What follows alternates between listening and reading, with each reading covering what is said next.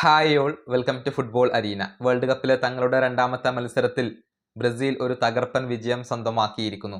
എതിരില്ലാത്ത 3 ഗോളുകൾക്കാണ് ഹെയ്ത്തിയെ അവർ പരാജയപ്പെടുത്തിയത്.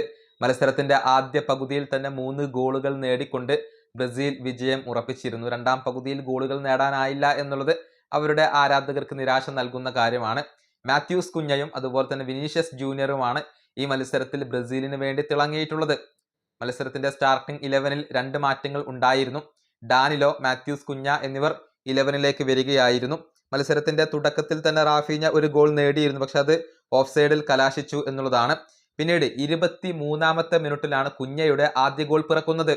വിനീഷ്യസ് ജൂനിയർ ഒരു ഷോട്ട് എടുക്കുന്നു, ഗോൾ കീപ്പർ അത് തടയുന്നു. പിന്നീട് മറ്റൊരു താരം അത് ക്ലിയർ ചെയ്യാനുള്ള ശ്രമത്തിനിടെ കുഞ്ഞ അവിടെ ഇടപെട്ടുകൊണ്ട് അത് ഗോളാക്കുന്നു. അങ്ങനെ 23-ാമത്തെ മിനിറ്റിൽ കുഞ്ഞയിലൂടെ ബ്രസീൽ ലീഡ് കണ്ടെത്തി. പിന്നീട് 36-ാമത്തെ മിനിറ്റിൽ മറ്റൊരു ഗോൾ പിറന്നു. അതൊരു കിടിലൻ ഗോൾ ആയിരുന്നു. വിനിയുടെ കിടിലൻ പാസ് വരുന്നു. അത് തകർപ്പൻ ഷോട്ടിലൂടെ, പവർഫുൾ ഷോട്ടിലൂടെ മാത്യൂസ് കുഞ്ഞ ഗോളാക്കി മാറ്റുകയായിരുന്നു. ഹെയ്ത്തി ഗോൾ കീപ്പർക്ക് അവിടെ യാതൊരുവിധ അവസരവും ഉണ്ടായിരുന്നില്ല. അതിന് പിന്നാലെ 40-ാമത്തെ മിനിറ്റിൽ റാഫീഞ്ഞ ഇഞ്ചുറി മൂലം കയറി. റയാനാണ് അദ്ദേഹത്തിന്റെ പകരമായി കൊണ്ട് ഇറങ്ങിയത്.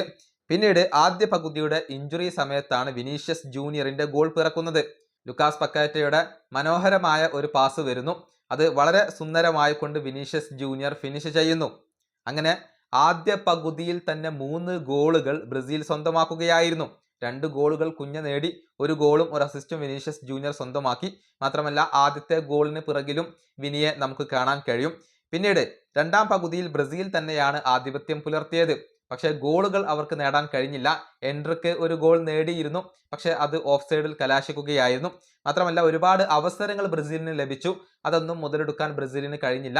മത്സരത്തിന്റെ അവസാനത്തിൽ ചില നീക്കങ്ങളൊക്കെ ഹെയ്ത്തി നടത്തിയിരുന്നു, പക്ഷേ ആലിസൺ ബക്കർ ഇടപെട്ടുകൊണ്ട് അതെല്ലാം നിഷ്പ്രഭമാക്കി എന്നുള്ളതാണ്. അങ്ങനെ എതിരില്ലാത്ത 3 ഗോളുകൾക്കാണ് ഈ മത്സരത്തിൽ ബ്രസീൽ ഇപ്പോൾ വിജയം സ്വന്തമാക്കിയിട്ടുള്ളത്.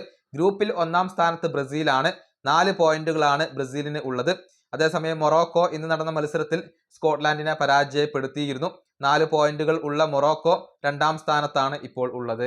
ഈ വീഡിയോ അവസാനിപ്പിക്കുന്നു. അടുത്തൊരു വീണ്ടും കാണാം.